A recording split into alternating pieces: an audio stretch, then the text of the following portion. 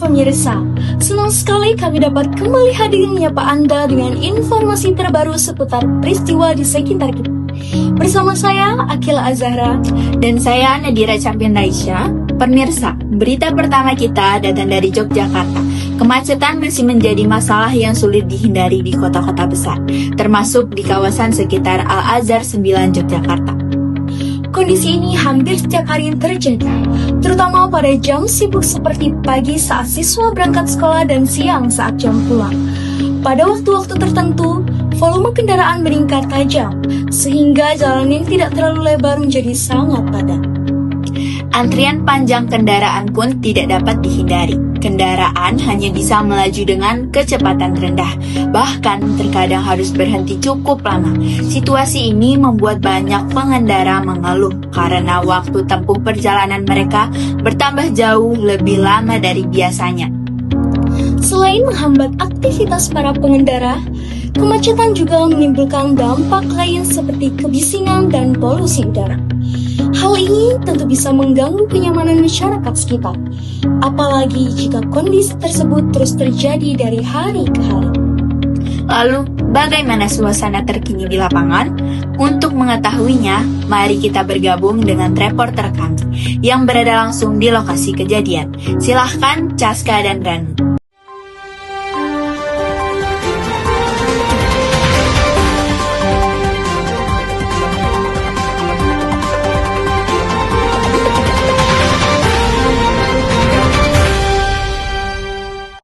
Ya, pemirsa, jadi hari ini saya di sini bersama dengan Mas siapa?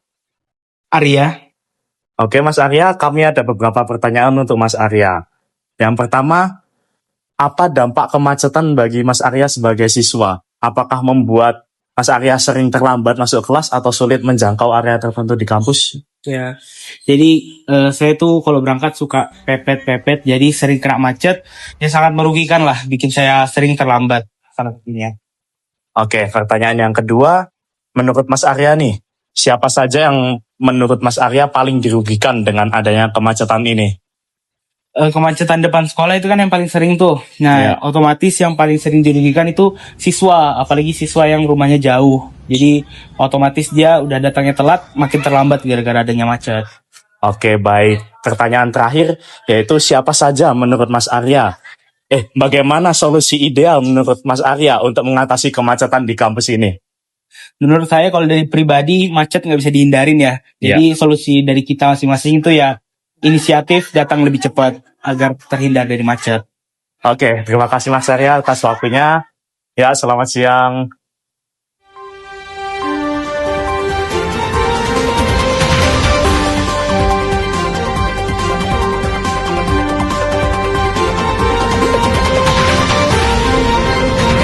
Baik, di sini dengan Caska.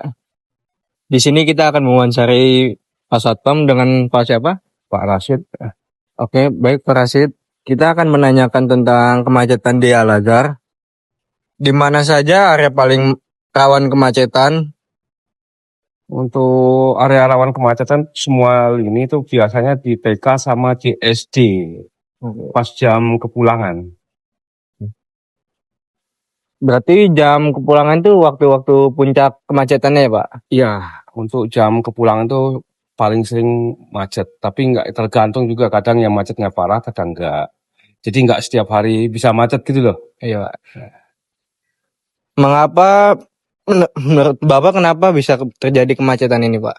Nah, itu kan kemacetan itu ada terjadi dua kemungkinan loh. Kadang pas jam kedatangan macet, terus jam kepulangan. Yang sering itu pas jam kepulangan.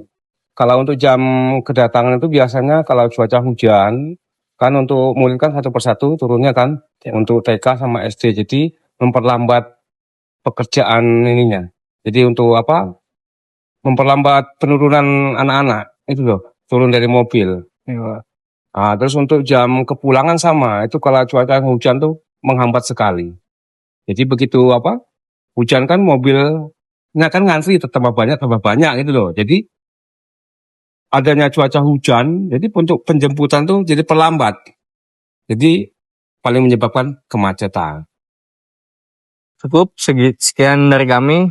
Terima kasih. Wassalamualaikum warahmatullahi wabarakatuh. Waalaikumsalam.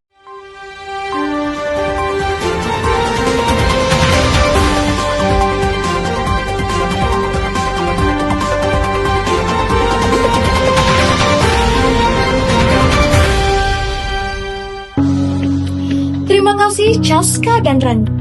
Pemirsa, itulah gambaran situasi terkini kemacetan di sekitar Al-Azhar 9 Yogyakarta. Dari laporan tadi dapat kita ketahui bahwa kemacetan bukan hanya merugikan pengendara, tetapi juga memengaruhi warga sekitar. Kemacetan memang menjadi tantangan bersama. Perlu kesadaran dari masyarakat untuk lebih tertib berkendara, serta pemanfaatan alternatif transportasi agar jalan tidak semakin padat. Semoga kedepannya kondisi lalu lintas di kawasan ini bisa lebih baik, sehingga masyarakat dapat beraktivitas dengan nyaman. Demikian informasi yang dapat kami sampaikan. Terima kasih atas perhatian Anda. Saya Nadira Cafendaisyah. Dan saya Akila Zara, sampai jumpa di berita berikutnya. Selamat pagi!